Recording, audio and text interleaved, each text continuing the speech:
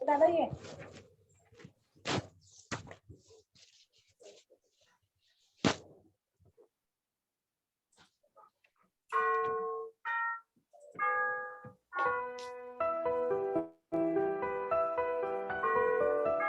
चालेल.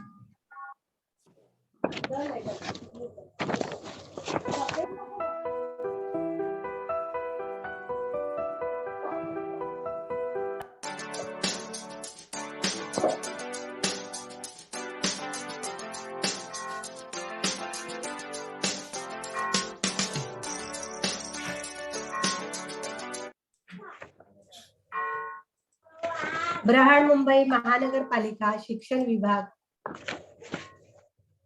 शाळा बंद पण शिक्षण सुरू या राज्यव्यापी उपक्रम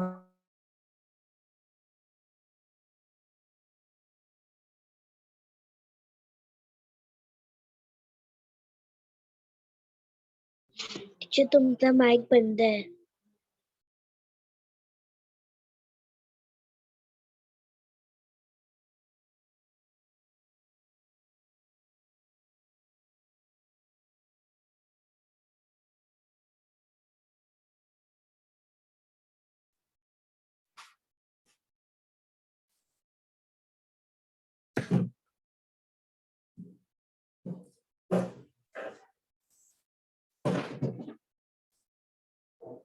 बृहन्मुंबई महानगरपालिका शिक्षण विभाग अंतर्गत शाळा बंद शिक्षण सुरू या उपक्रमामध्ये मी श्रीमती अक्षता सूर्यकांत सूर्यवंशी आपल्या सर्वांचं या ऑनलाईन क्लासमध्ये स्वागत करत आहे. आज आपण इयत्ता 7वी विषय सामान्य विज्ञान त्यामधील धडा आहे 16वा नैसर्गिक साधन संपत्ती या घटकाचा आपण अभ्यास करत आहोत. त्यामध्ये गेल्या आठवड्यात आपण भूकवचातील साधन संपत्ती natural resource in earth crust या विषयी माहिती घेतलेली आहे, अभ्यास केलेला आहे. आज आपण वनसंपत्ती आणि सागर संपत्ती, वनसंपत्ती फॉरेस्ट रिसोर्स, जंगलातील संपत्ती, जंगलामुळे आपल्याला काय मिळतं आणि सागरापासून आपल्याला काय मिळतं याचा अभ्यास करणार आहे. बघा, आज आपण वनसंपत्ती फॉरेस्ट रिसोर्स याविषयी अभ्यास करणार आहे. मुलांनो, जंगल म्हणजे काय रे? कोण सांगेल का? सांगू शकता का कोणी? जंगल म्हणजे काय? प्राण्यांचं अस्तित्व असतं त्याला जंगल खूप म्हणतात आणि जास्त वनस्पती झाडी असते. असतात. बरोबर बरोबर आहे. गरजा झाड तयार झालेले जंगल हे म्हणतात. दिसतंय का? बघा, जंगल दिसतंय तुम्हाला? हा, बघा, अशा प्रकारचं आपल्याला काय जे चित्र दिसत असतं, वेगवेगळ्या प्रकारची वनस्पतींच्या विविध जातींनी व्यापलेल्या सर्वसाधारण प्रदेशास आपण जंगल म्हणतो. जंगलामध्ये एकाच प्रकारची झाडं असतात का? नसतात. वेगवेगळ्या प्रकारच्या जातींनी जी असतात. शिवाय त्याच्यामध्ये काय काय असतं? त्याच्यामध्ये विविध वनस्पती, प्राणी, शिवाय काय असतात? सूक्ष्मजीव यांचा अधिवास, म्हणजे हे सगळे राहत असतात तिथे आणि त्यालाच आपण काय म्हणत असतो? जंगल. म्हणजे वनस्पती, प्राणी आणि सूक्ष्मजीव यांचा अधिवास, हे यांचं वास्तव तिथे असतं, त्यालाच काय म्हणतात? जंगल म्हणतात. आता या जगाच्या एकूण भूभागापैकी तुम्हाला माहितीये पृथ्वीवर किती टक्के पाणी आणि किती टक्के भूभाग आहे रे? गेल्या वेळी मी सांगितलं होतं. पृथ्वीवर माहितीये का? पृथ्वी एकूण भूभागापैकी सुमारे 30% भूभाग जंगली व्यापलेला आहे. जंगलांचं आहे. पण मी तुम्हाला काय विचारलं? पृथ्वीवर पाणी किती टक्के आणि भूभाग किती टक्के, जमीन किती टक्के? पृथ्वीवर जमीन पाणी 75. हा हा बोल. पाणी 75%. आपण गेल्या वर्षी 6वीला पाण्याचा भाग जो आहे जमिनीवर तो 71% आहे आणि भूभागाचा, जमिनीचा जो भाग आहे तो 29% आहे. आणि या भूभागापैकी पृथ्वीवर जगाच्या एकूण भूभागापैकी सुमारे 30% भूभाग जंगलाने व्यापलेला आहे. हे 30% भाग काय, ही पूर्ण काय आहे, भूभाग आहे. हा पूर्ण भाग काय आहे, भूभाग आहे. कळलं का मी तुम्हाला? आणि त्याच्यामध्ये 30% भाग जंगलाचा आहे. आणि हा निळा जो दिसतोय तो इतर, मग आपण राहतो इतर गोष्टींचा आहे. तो फक्त 30% भूभाग जंगलाने व्यापलेला आहे पूर्ण पृथ्वीवर जगाच्या एकूण भूभागापैकी. आता या अशा जंगलामध्ये जंगलाचे तुम्हाला उपयोग माहितच आहे. जंगलाची कार्ये जी आहेत ती संरक्षक कार्य आहेत. म्हणजे जंगलाचं संरक्षण कशा प्रकारे होत असतं, ती संरक्षक कार्य आहेत आणि उत्पादक कार्य आहेत. आपल्याला जंगलापासून काय मिळतं तर बघा, जंगलातील वनस्पतीमुळे जमिनीची धूप होत नाही, त्यामुळे मृदेचे संवर्धन होते. त्यामुळे जमिनीवर वाहणाऱ्या पाण्याचा वेग कमी होतो. आणि दुसरं कार्य आहे, वनस्पतीमुळे पाणी अडवले जाते, ते पाणी जमिनीत मुरते. आणि तिसरं कार्य आहे बघा, पावसामुळे पूर येतात, परंतु वनस्पतीमुळे पुरांवर नियंत्रण ठेवता येते. तर काय आहे बघा संरक्षक कार्य, तर वनस्पती जंगलातील हा वनस्पतीमुळे जमिनीची धूप होत नाही, त्यामुळेच मृदेचे संवर्धन होते. त्यामुळे जमिनीवर वाहणाऱ्या पाण्याचा वेग कमी होतो. हा बस वनस्पती एक मिनिट. आता मृदा म्हणजे काय रे, मृदा मृदेचे संवर्धन होते म्हणजे काय, माती. मातीचं ज्यावेळी पाऊस पडतो, कळते का, ज्यावेळी पाऊस पडतो आणि पावसाचं पाणी धो धो येत असतं, वरून पडत असतं, त्यावेळी त्याच्याबरोबर काय होत असते, माती सुद्धा निघून वाहून जात असते. तर जंगल असतील तर, झाडे असतील तर ही माती वाहून जात नाही. कळते का? म्हणून जंगलामुळे मृदेचं संवर्धन होतं, माती वाहून जात नाही. आणि वरून पाणी येणार जे असतं ते, तो जो पाण्याचा वेग असतो, जर झाडं असतील तर पाण्याचा वेग काय होतो, कमी होतो, मंदावतो. आणि वनस्पतीमुळे पाणी अडवले जाते आणि पाणी जमिनीत मुरते. पाणी जमिनीत मुरल्यामुळे काय राहणार आहे, जमीन ओलसर राहणार आहे. तिथे पाण्याचं त्या जमिनीमध्ये त्या आतमध्ये काय राहणार आहे, पाण्याचं प्रमाण राहणार आहे. माती कोरडी होत नाही, वनस्पतीमुळे पाणी अडवले जाते. आणि भूगर्भामधील पाण्याची पातळी वाढण्यास मदत होते. आलं लक्षात? त्याच्यामुळे झाडं असणं गरजेचं आहे. हे जंगलाचं काय आहे, संरक्षक कार्य आहे. शिवाय पावसामुळे पूर येतात आणि त्याच्यामुळे वनस्पतीमुळे पुरावर नियंत्रण ठेवता येते. पुढचं कार्य आहे, वनस्पती जास्त प्रमाणात दाट असतील तर त्यांच्या सावलीमुळे पृथ्वीवरील पाण्याचे बाष्पीभवन कमी प्रमाणात होते. तुम्हाला माहित आहे सूर्याच्या उष्णतेने काय होते, पाण्याची वाफ होते. आता जर झाडं दाट असतील, जंगल खूप दाट आहे, तर सूर्याचा प्रकाश जमिनीतील पाण्यापर्यंत येईल का, पृष्ठभागावर पाणी आहे तिथपर्यंत येईल का, नाही, सूर्याचा प्रकाश तिथपर्यंत येत नाही. त्यामुळे बाष्पीभवन कमी प्रमाणात, बाष्पीभवनाचा वेग कमी होतो आणि त्याच्यामुळे काय होतं, पाणी शिल्लक राहतं, पाण्याचे बाष्पीभवन कमी प्रमाणात होते. पुढचं आहे, जंगलातील प्राण्यांचे दाट झाडीमुळे संरक्षण होते. दाट झाडी असेल तरच प्राणी राहणार आहेत, हो की नाही. आणि हवेतील वायूचे संतुलन राखले जाते. बघा, जंगले पर्यावरण वाचवण्यास मोलाची मदत करतात आणि मग या पर्यावरणाची गुणवत्ता सुधारण्यास व टिकवण्यास जंगलाची मदत होते. जंगलाची संरक्षक कार्य समजली तुम्हाला, समजली का, कोणकोणती आहेत? तर जंगलातील वनस्पतीमुळे जमिनीची धूप होत नाही, त्यामुळे मातीचं मृदेचं संवर्धन होते. जमिनीवर वाहणाऱ्या पाण्याचा वेग कमी होतो. वनस्पतीमुळे पाणी अडवले जाते, पाणी जमिनीत मुरते, त्यामुळे भूगर्भातील पाण्याची पातळी वाढते. पावसामुळे पूर येतात, परंतु वनस्पतीमुळे पुरांवर नियंत्रण ठेवलं जातं. नंतर बाष्पीभवन कमी प्रमाणात होतं, वेग कमी होतो. जंगलातील प्राण्यांचं संरक्षण होतं दाट झाडीमुळे आणि वायूचं सुद्धा काय राहतं, संतुलन राहत असतं. अशा प्रकारे अशा रीतीने पर्यावरणाची गुणवत्ता सुधारण्यास व टिकवण्यास जंगलाची मदत होते. आता ही झाली आपली काय झाली संरक्षक कार्य. आता जंगलापासून आपल्याला काय मिळतं? उत्पादक कार्य कोणती आहेत जंगलाची? तर पहिलं जे आपल्याला मिळतं, जंगलामध्ये विविध प्रकारची झाडं आहेत, ती तुम्हाला माहित आहे, हो की नाही? आणि या झाडांपासून काय मिळत असतं आपल्याला? लाकूड मिळत असतं. झाडापासून काय मिळत असतं? झाडांपासून लाकूड मिळत असतं. तर साग, शिसम, कडुनिंब, बाबूळ, सुबाबूळ अशी काय आहेत झाडं. या झाडांच्या लाकडापासून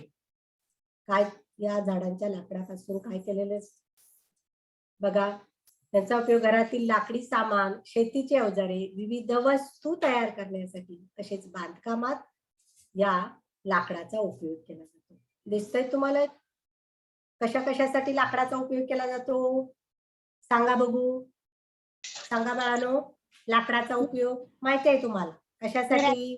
घरातील लाकडी सामान, शेतीची अवजारे बरोबर, शेती तयार करण्यासाठी तसेच बांधकामात केला जातो. बर, आता आणखी तुम्ही सांगा बघू, आणखी काय मिळतं आपल्याला जंगलापासून? सांगा. औषधे, बरोबर. आणखी फळे. Very good. बरं, आपण बघूया. जंगल संपत्तीपासून धागे, कागद, आणखी काय मिळतं? रबर, डिंक, बघा, मध मिळतो.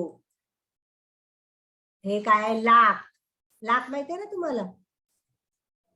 नंतर निलगिरी पावडर, निलगिरीची तेल आणि विविध प्रकारचे रंगासाठी सुद्धा या जंगल संपत्तीचा उपयोग होत असतो. शिवाय सुगंधी द्रव्य व तेले, काही सुगंधी द्रव्ये आणि तेले या जंगलातील झाडांपासून बनवली जातात. ती कोणकोणती सुगंधी द्रव्ये आहेत? तर बघा, लेमन ग्रास, नाव लक्षात ठेवा, केवडा, व्हॅनिला. हे काय आहे रे सांगा? काय आलंय? काय नाव आहे याचं? राधिपिया. निलगिरी. नंतर साबण तयार करण्यासाठी सुद्धा याचा उपयोग होत असतो. आणि आपण जी सौंदर्य प्रसाधने वापरतो त्याच्यासाठी सुद्धा या जंगलातील काही वनस्पतीचा उपयोग होत असतो. आता औषधी वनस्पती कोणकोणत्या आहेत? तर बघा, हा आहे अडुळसा. दुसरं सांगा काय आहे? कशाचं चित्र दिसत आहे? बेल. बेल. हे तर माहितच आहे तुम्हाला. काय आहे हे सांगा? कडुनिंब. नंतर सांगा, हे कशाचं फूल आहे? सदाफुली. काय आहे? सदाफुली. आणखी हे बघा, कशाचं चित्र आहे? काय आहे हे? आपण वापरतो की नाही? तुमच्या घरी वापरलं जातं की नाही? काय आहे सांगा? मसाले. मसाल्यांमध्ये कोणता पदार्थ आहे? दालचिनी. आणि हे आहे सिंकोना. औषधी वनस्पती बघा, कोणकोणत्या औषधी वनस्पती आहेत? लक्षात घ्या. अडुळसा, बेल, कडुनिंब, सदाफुली, दालचिनी, सिंकोना या व्यतिरिक्त असंख्य औषधी वनस्पती आहेत. आता या औषधी वनस्पतींचा आपल्याला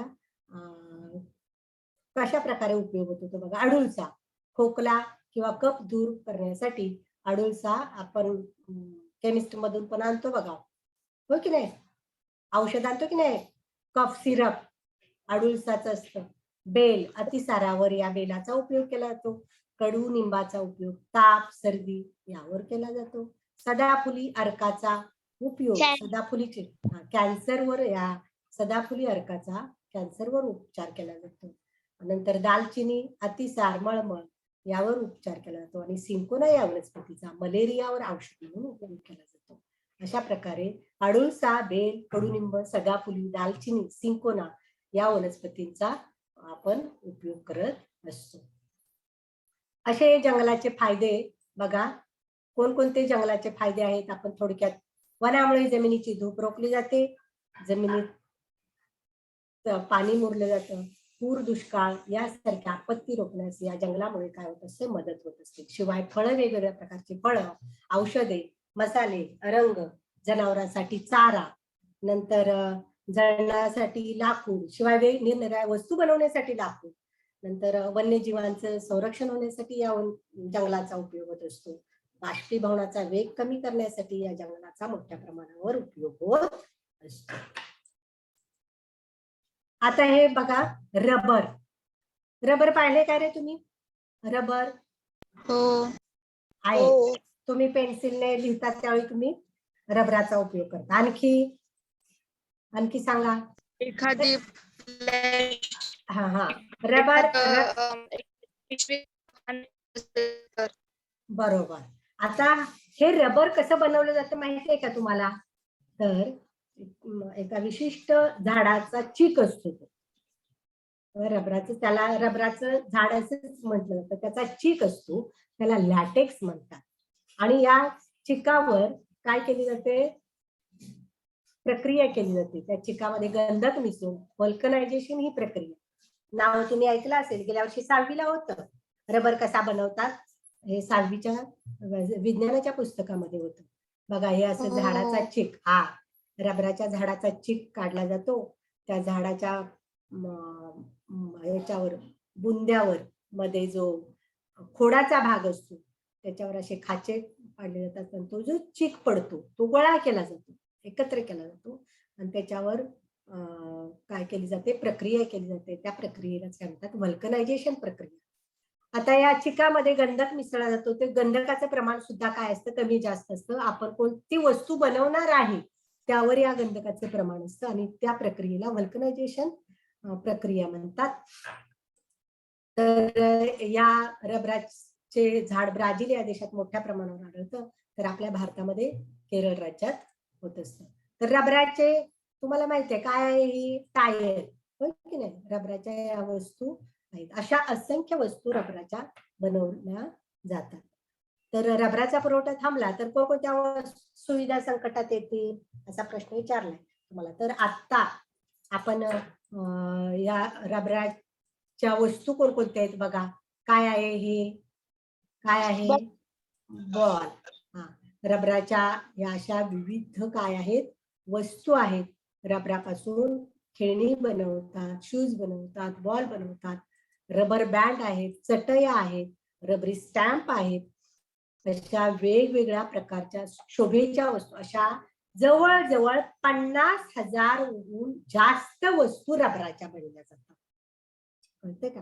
आणि जर रबरच तयार झालं नाही तर काय परिणाम होईल? कोणत्या, आपला प्रश्न काय होता की कोणत्या सुविधांचा पुरवठा कमी होईल? तर याचा परिणाम आपल्याला, जर रबरच तयार झाला नाही तर लोक काय करते, हल्ली लाकडाच्या ऐवजी रबर वापरलं जातं. त्यामुळे रबर मिळाला नाही तर काय होणार, लाकूड तोडलं जाईल आणि लाकूड तोडलं जाईल. म्हणून लक्षात ठेवा, कागद आणि झाडे यांचा खूप जवळचा संबंध आहे. जसं आता रबराचा आपण उपयोग करतो तसंच कागदाचा पण उपयोग करत असतो. आणि हा कागद कुठून मिळत असतो आपल्याला? जंगलातील झाडांपासून कागद निर्मिती होत असते. तरी जर कागदाचं जर तुम्ही असं वहीची कोरी कागद फाडले, कागदाचा अपव्यय केला तर अनायासे काय होणार आहे, आपण झाडांचा दुरुपयोग करतोय असंच होणार आहे. म्हणून कागद वाचवण्यासाठी काय करायचं आहे, झाडे वाचवण्यासाठी काय केलं पाहिजे, वहीची कोरे कागद फाडू नये. जुन्या वह्या, आपण जे कोरी पानं असतात त्या नवीन वह्या तयार करायच्या, नंतर रद्दीमध्ये त्या टाकायच्या नाही. जिथे जिथे आपल्याला शक्य होईल तिथे काय करायचं आहे, कागदाचा उपयोग करायचा आहे. कागद वेचणारे, रद्दी घेणारे हे नकळतपणे साधन संपत्तीचा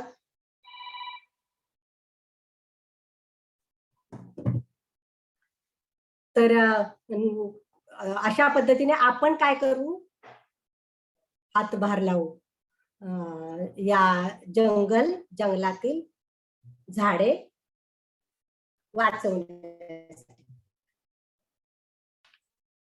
परत बघा इथे वनश्री हीच धनश्री. काय काय आहे बघा, विकासाच्या व औद्योगिकीकरणाच्या नावाखाली जंगलाची काय होत असते, तोड होत असते आणि मानवी समाजा पुढे अनेक समस्या उभ्या आहेत. वृक्षतोडीमुळे तापमानात वाढ होते. आता हे लोकसंख्या वाढल्यामुळे काय होतंय, आपल्याला राहण्यासाठी काय होतंय, जागा कमी पडत आहे. म्हणून आपण काय करतो, जंगल तोडतो आणि तिथं घरं बांधतो, हो की नाही. आणि अशामुळे तापमान वाढ जी आहे ती काय होते, मोठ्या प्रमाणावर होते. बाष्पीभवन सुद्धा वाढत आहे आणि त्याच्यामुळे पर्जन्यवृष्टी काय होत असते, कमी होत आहे. पुढे बघा, अशा या जंगल तोडीचे दुष्परिणाम काय आहे, तर उष्णता वाढेल, पाऊस पडणार नाही, हवेतील कार्बन डायऑक्साईड वायूचे शोषण कमी प्रमाणात होऊन उष्णता वाढेल, ऑक्सिजन मिळणार नाही. आपला महत्वाचा जो घटक आहे ऑक्सिजन मिळणार नाही. जंगल तोडल्यामुळे झाडं कमी होणार, त्यामुळे प्राणवायू काय होणार, प्राणवायूचं प्रमाण सुद्धा कमी प्रमाणात होणार आहे. वन्य प्राणी व मानव यांना हाल अपेक्षा सहन करावी लागेल, कारण सगळ्यांचाच प्राणवायू काय आहे, ऑक्सिजन, आणि तो कुठून मिळतो, झाडापासून मिळतो. जंगलाचे संवर्धन म्हणजेच काय सांगा, काय लिहिले तुम्ही, वाचा जरा. संजीवनी वाच. जंगलाचे संवर्धन दिसतंय का? म्हणजे जंगलाची वाढ करणे ही आपली जबाबदारीच नसून ते आपल्या सर्वांचे कर्तव्य सुद्धा आहे. संवर्धनच करायचं का फक्त? नाही. हा, तर काय करायचं आहे ते आपलं वाढ सुद्धा, झाडांची वाढ सुद्धा करायची आहे. हा, बरोबर. आणि मग त्यासाठी काय केलं पाहिजे, झाडांची वाढ करायची, झाडं लावायचे, तर त्यासाठी वनीकरणासारख्या वृक्ष लागवडीच्या काय करायचंय, मोहिमा हाती घेतल्या पाहिजेत. आपण दर जून महिन्यात, जून जुलै महिन्यात काय केले पाहिजे, नवीन नवीन झाडं लावली पाहिजेत, हो की नाही. आणि जिथं जिथं लाकूड तोडलं जातं, तर लाकडाला पर्याय म्हणून आपण आता लाकूड कशासाठी तोडतो, इंधन म्हणून तोडतो की नाही, जळणासाठी लाकूड तोडत असतो. तर त्याच्यासाठी आपण कशाचा उपयोग करू शकतो, काय आहे सांगा. ऊर्जा. कोणती ऊर्जा, कोणती ऊर्जा आहे, सौर ऊर्जा. सौर ऊर्जा, बरोबर, सौर ऊर्जा आहे, सौर ऊर्जा. आणि तसंच हे सुद्धा आपल्याला पाहायला मिळतं, कोणती ऊर्जा आहे ही, पवन ऊर्जा. पवनचक्की, लाकडाला पर्याय म्हणून सौर ऊर्जा किंवा पवन ऊर्जा यांचा आपण लाकडाच्या ऐवजी वापर करायला पाहिजे. वनीकरणासारख्या काय आपण वृक्षारोपणासारख्या मोहिमा आपण काय केल्या पाहिजेत, हाती घेतल्या पाहिजेत. जंगलाचे संवर्धन बघा, जंगलाचं संवर्धन, विनाकारण झाडे तोडू नयेत. कशा प्रकारे आपण संवर्धन करणार, जंगलातील झाडं तोडायची का विनाकारण, तर नाही. आता लहान झाडं काय काय असतात, हा, कमी वयाची झाडे तोडू नयेत, तोडायची नाहीत, त्यांची पूर्ण वाढ व्हायला पाहिजे. शिवाय जेवढी झाडं आपण तोडतो, जेवढी झाडे तोडली जात आहेत, त्यापेक्षा जास्त झाडे काय करायची आहेत, लावायची आहे, त्याची लागवड करायची आहे. आणि झाडं फक्त लावून चालत नाही, तर त्याची काळजी सुद्धा, ते कसं वाढेल, त्याची जोपासना केली पाहिजे, त्याची काळजी घेतली पाहिजे. जंगल वापराबाबत असलेले कडक निर्बंध, कायदे यांचं आपण पालन केलं पाहिजे.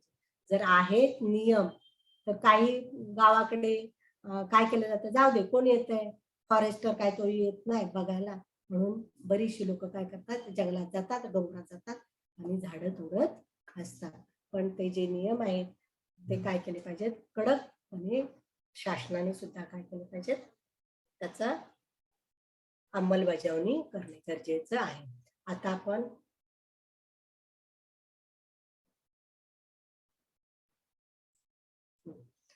पुढचं जे आहे, सागर संपत्ती. वनसंपत्ती झाली, जंगल संपत्ती झाली, सागर संपत्ती.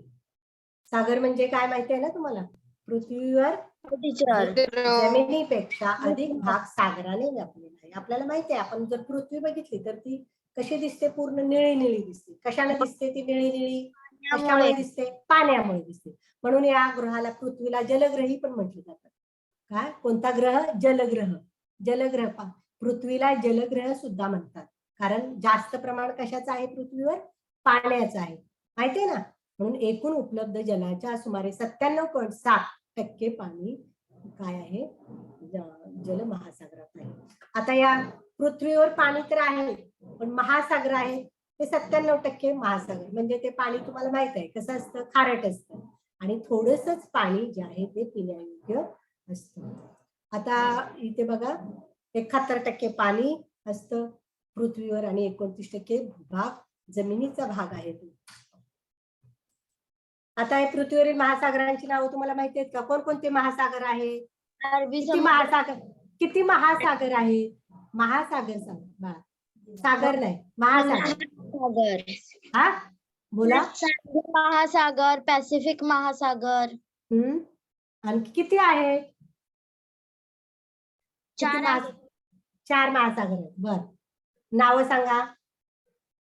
हिंदी महासागर, पॅसिफिक महासागर,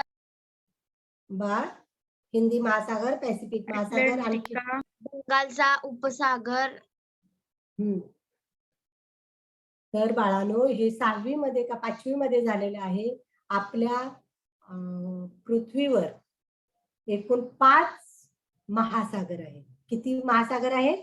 5 महासागर, मोठे सागर महासागर. आणि ते 5 महासागर कोणते आहेत?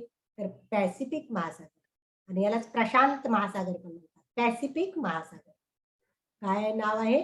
पॅसिफिक महासागर. दुसरा आहे तो अटलांटिक महासागर, आणि तिसरा आहे हिंदी महासागर. इंडियन अरेबिक्स म्हणतात त्याला, हिंदी महासागर. बघा, पॅसिफिक, अटलांटिक आणि हिंदी महासागर. पुढे बघा कोणता आहे? आर्क्टिक महासागर, आणि चौथा आहे आर्क्टिक, आणि 5वा आहे अंटार्क्टिक महासागर. अशी ही 5 महासागर आहेत. लक्षात ठेवा नाव. परत सांगा, सांगा कोणकोणती? 5 महासागर. पॅसिफिक, अटलांटिक महासागर, महासागर आणि अंटार्क्टिक महासागर. पॅसिफिक महासागर, अटलांटिक महासागर, हिंदी महासागर, आर्क्टिक महासागर आणि अंटार्क्टिक महासागर. असे 5 महासागर पृथ्वीवर आहे. आता हे चित्र दिसतंय तुम्हाला? दिसतंय ना? कशाचं आहे? समुद्राचं. हे समुद्राचं पाणी, हा समुद्राचं पाणी कसं असतं माहितीये तुम्हाला? कसं असतं रे? खारट असतं. हे खारट का झालेलं असतं पाणी?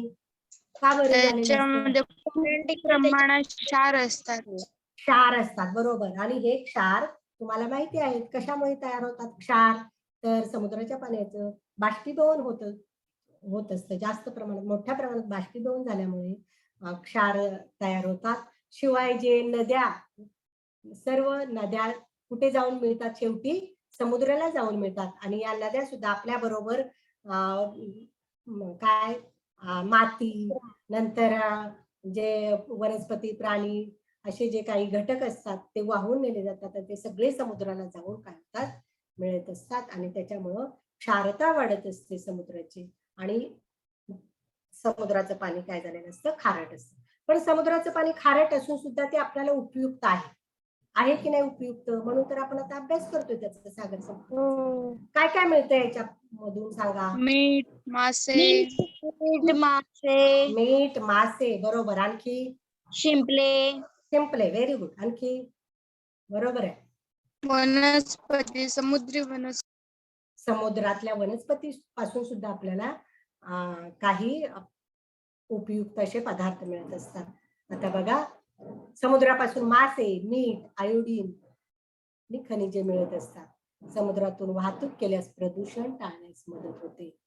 तुम्हाला माहिती आहे मोठ्या मोठ्या बोटी असतात, समुद्रामधून जातात या देशातून त्या देशात. आणि ही वाहतूक काय असते? स्वस्त असते. शिवाय समुद्रातून वाहतूक केल्यानंतर प्रदूषण होत नाही. जसं आपला रोडवर वाहतूक केल्यानंतर प्रदूषण होतं, तसं समुद्रातून वाहतूक केल्यास प्रदूषण होत नाही.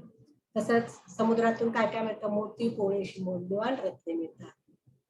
मोती माहिती आहेत ना? समुद्राच्या शिंपल्यांमध्येच होतात. समुद्राच्या पाण्यावर ऊर्ध्वपातन प्रक्रिया करून ते पाणी पिण्यासाठी वापरले जाते. काही काही देशांमध्ये त्याचा उपयोग अशा प्रक्रिया केल्या जातात. भरती ओहोटीच्या लाटांपासून ऊर्जा तयार केली जाते. जशी सौर ऊर्जा आहे, पवन ऊर्जा आहे, तशीच भरती ओहोटीच्या लाटा ज्या येतात त्या लाटांपासून ऊर्जा तयार केली जाते. अशा प्रकारे समुद्राचं पाणी खारट असलं तरी आपल्याला ते उपयोगी आहे. बघा आता सागर संपत्ती म्हणजे काय? तर समुद्र व महासागरापासून प्राप्त होणाऱ्या संपत्तीला सागर संपत्ती म्हणतात. समुद्र व महासागरापासून प्राप्त होणाऱ्या संपत्तीला सागर संपत्ती म्हणतात. समुद्राखाली आपल्याला शिशे, लोखंड, मॅंगनीज, गंधक, युरेनियम, तांबे, जस्त, फॉस्फेट, क्रोमियम, कथित असे काय आहेत खनिजे सापडतात. सागर तळाशी खनिज तेल व नैसर्गिक वायू असतो आणि त्याचाही आपल्याला काय होत असतो? उपयोग होत असतो. सागरी जीवांपासून औषधी तेल मिळते आणि सागरापासून तर आपल्याला माहितीच आहे मीठ मिळतं. कळते का? आता हे सागर तळाशी खनिज तेल व नैसर्गिक वायू असतो, तो कशापासून काढला जातो? तर त्याच्यासाठी काय केल्या जातात? विहिरी खणल्या जातात. विहीर बघा, महासागराच्या पाण्यात विरघळलेल्या स्थितीत अब्जावधी टन काय आहे? खनिजे आहेत. आणि सागर आणि महासागरामध्ये कोणकोणते आहेत? तर कथिल, क्रोमियम, फॉस्फेट, तांबे, जस्त, लोखंड, शिसे, मॅंगनीज, युरेनियम इत्यादींचे साठे फार मोठ्या प्रमाणावर आहेत. त्याचप्रमाणे रत्ने, शंख, शिंपले, मोती मिळतात आणि खऱ्या मोत्याची किंमत सुद्धा सोन्यापेक्षा काय आहे? जास्त असते. सागर तळामध्ये खनिज तेल, नैसर्गिक वायूचा साठा मोठ्या प्रमाणावर उपलब्ध होत असतो आणि हे जे नैसर्गिक वायू आणि खनिज तेल आपण काय करत असतो? खणून काढत असतो. तर त्याच्यासाठी हे बघा काय आहे? काय आहे हे? कशाचं चित्र दिसतंय तुम्हाला? सागर सम्राट. काय आहे हे? सागर सम्राट. तर हे सागर सम्राट 1974 साली बघा, कोण वाचतंय हे? 1974 साली मुंबई या ठिकाणी सागर सम्राट या नावाची पहिली खनिज तेल विहीर ONGS तेल आणि नैसर्गिक वायू महामंडळ द्वारे खणली गेली. या विहिरीतून मिळणारे नैसर्गिक वायू पाईपलाईन द्वारे उरण या ठिकाणी वाहून आणला जातो. काय आहे या तेल विहिरीचं नाव? सागर सम्राट. आणि किती साली? 1974 साली. हो की नाही? कोणत्या संस्थेने ही खणली आहे? तर ONGC ही संस्था. आपण पहिले काय ते खनिज तेल त्याच्यामध्ये आपण पाहिलेलं होतं भूगर्भातील साधन संपत्तीमध्ये. तर ही ONGC ही जी संस्था आहे ती काय करते? तर ही संस्था सागर सम्राट या तेल विहिरीचं काम पाहत असते, कार्य पाहत असते. आणि इथून जो या विहिरीतून मिळणारा जो आपला नैसर्गिक वायू जो आहे तो काय केला जातो? पाईपलाईनद्वारे उरण या ठिकाणी वाहून. आता सागरी खनिजे व जैविक संपत्ती कोणती आहे? सागरी खनिजे कोणते आणि त्यांचे उपयोग काय आहेत? शिवाय जैविक संपत्ती कोणती आहे ते बघूया. पहिलं आहे थोरियम हे खनिज. सागरामध्ये थोरियम बघा दिसते का तुम्हाला? तर या थोरियमचा उपयोग अणुऊर्जा निर्मितीसाठी उपयोग केला जातो. दुसरं आहे मॅग्नेशियम.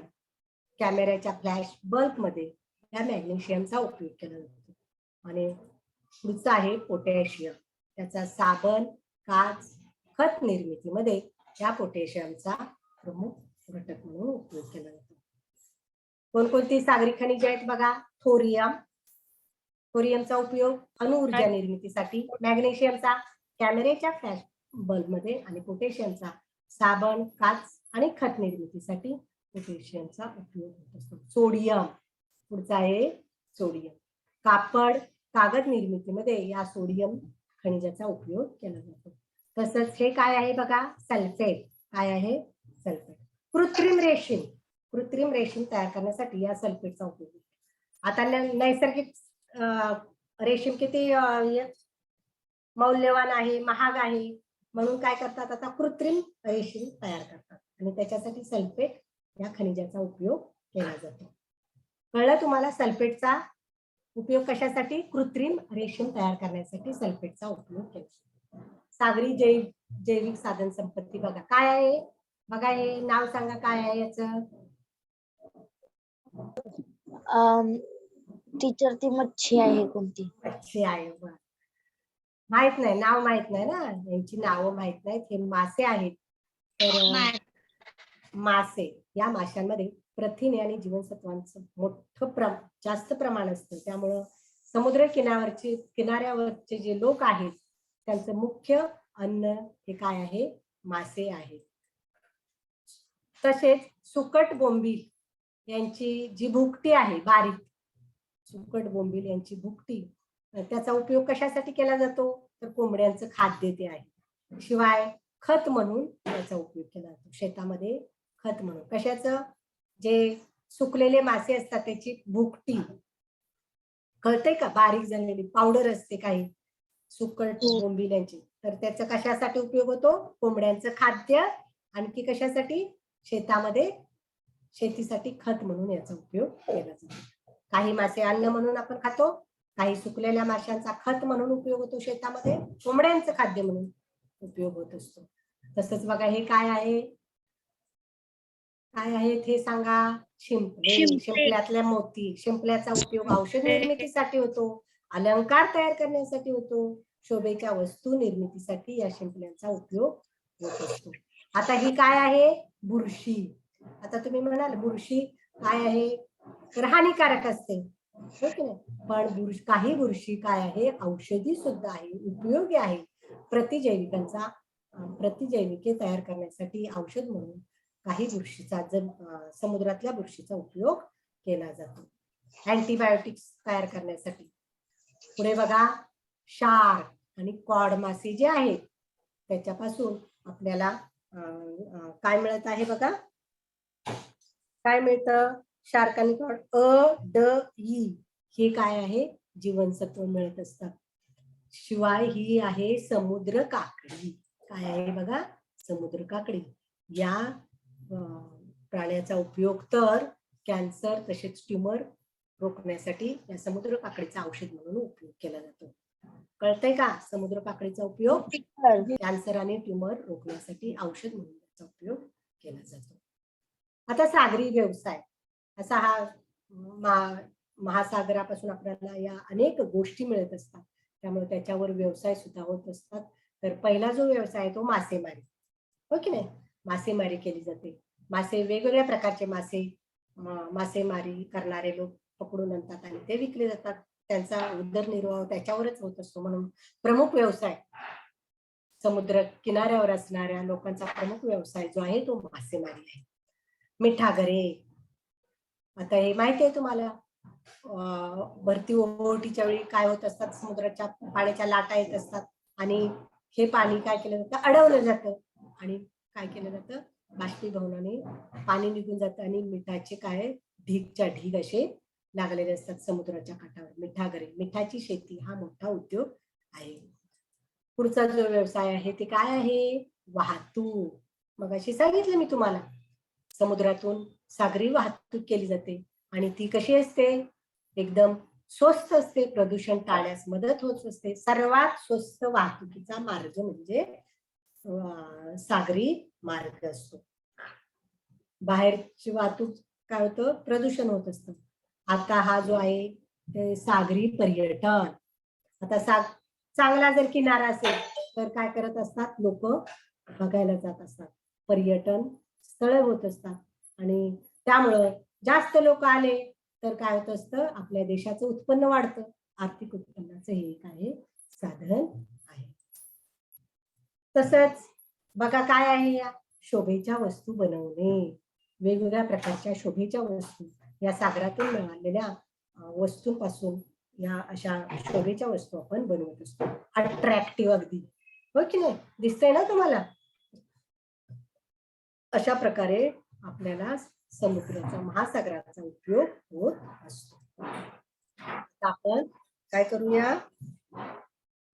आता प्रश्नांची उत्तर देणार ना तुम्ही.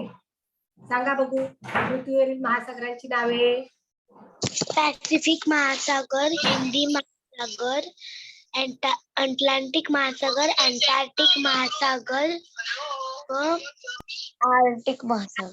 Very good, very good, very good. सागर संपत्ती म्हणजे काय सांगा बघू.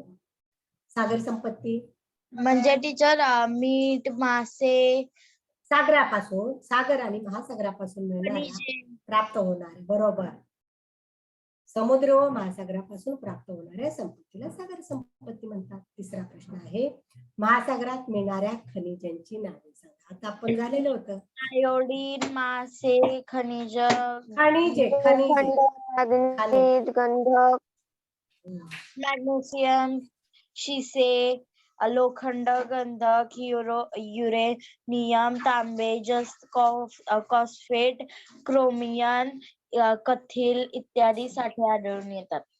बरोबर. आता भारतातील पहिली खनिज तेल विहीर माहिती आहे ना ते, तिचं नाव पण. हो टीचर. तेव्हा व कुठे खोदली गेली? टीचर 1974 साली. 1974 साली. हा 1974 साली. बरोबर. कुठे कुठे कुठे सांग. खोदली गेली? कुठे सांगा.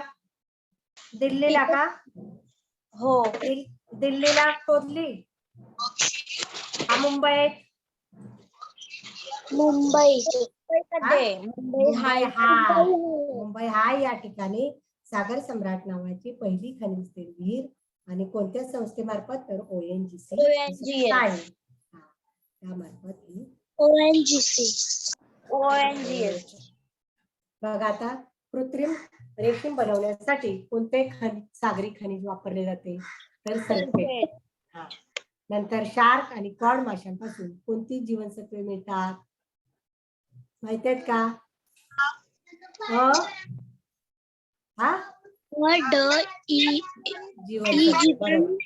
सत्वयुक्त तेल निर्मिती. आणि समुद्र काकडीचा उपयोग आपल्याला कॅन्सर तसेच ट्यूमरवर. अशा पद्धतीने आपला हा लेसन इथेच संपलेला आहे. मॅडम शेवटचा धन्यवाद.